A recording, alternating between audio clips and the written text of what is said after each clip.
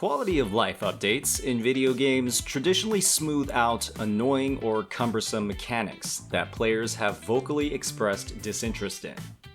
Some companies take this feedback and do nothing with it.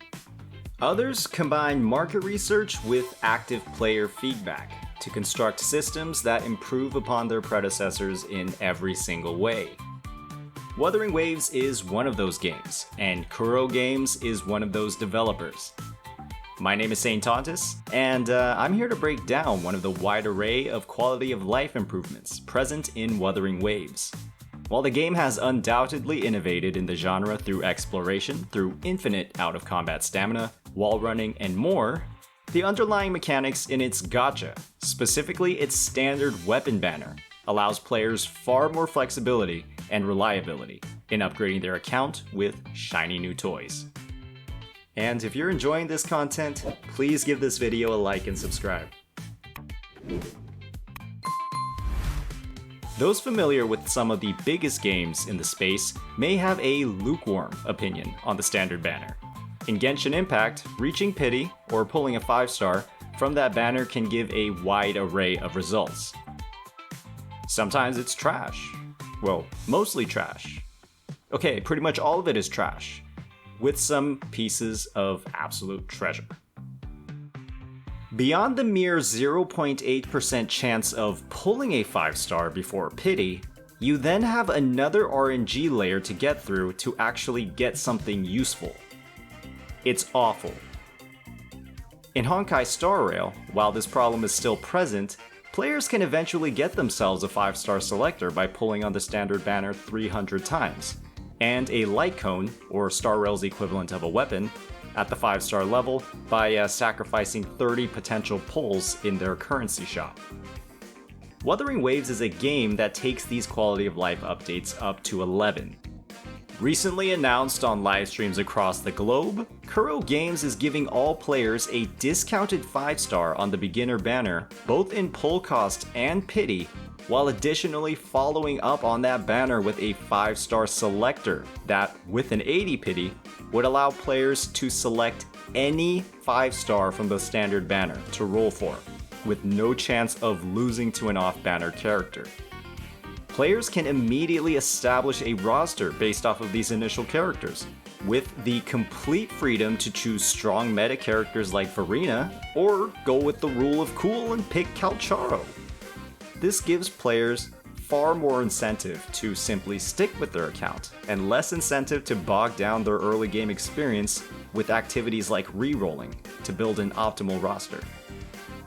Across these two banners, rovers will also accumulate a fair number of sequence copies for their 4-star roster, unlocking a significant number of power upgrades that gives players many more options on who to invest their time-gated resources or wave plates on.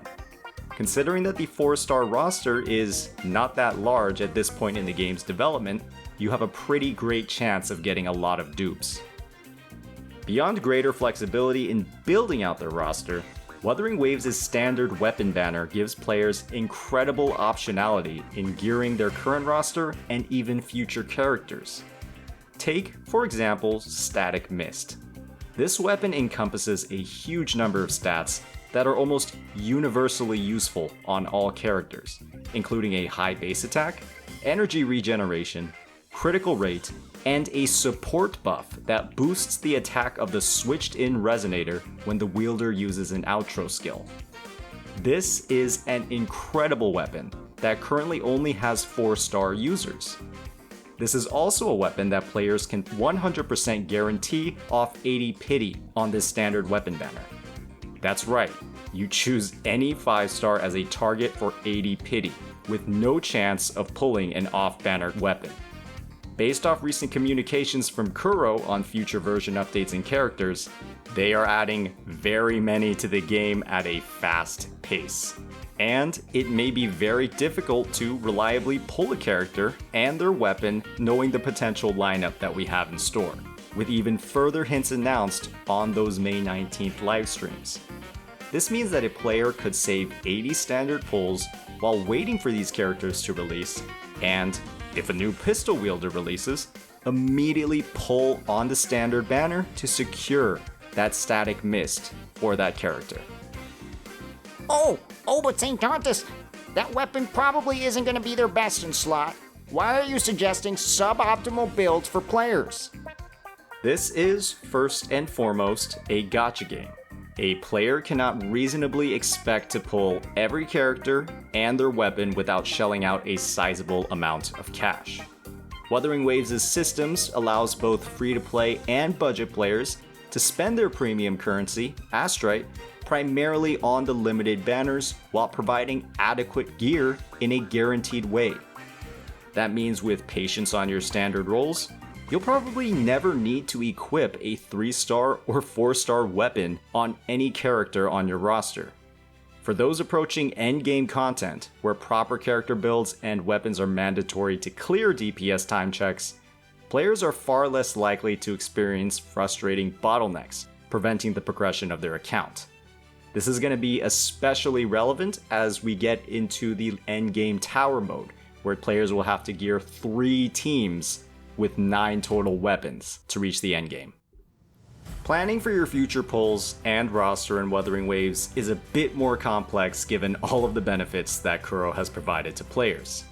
There are many nuanced ways to progress the strength of your account through these standard weapons, but prior games in the industry have soured players with their multiple layers of RNG and potential outcomes.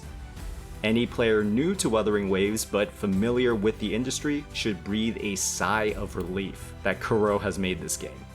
They have a track record of generosity and player satisfaction, and they are starting off incredibly strong with Wuthering Waves, having that guaranteed 5-star weapon selector box at Union level 45 that, in combination with this banner, should give players a great amount of gear to work with.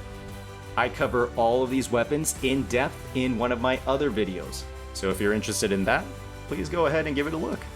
Hopefully this overview was helpful and should help you plan your account's resources as we head into release. With news of 1.1 and many teasers of new characters in that most recent livestream, I know that players are reconsidering some of their early pull decisions. With the potential to skip weapon banners with a great standard alternative, players may be able to build a bigger roster than they might have thought. And with that, best of luck, Rovers!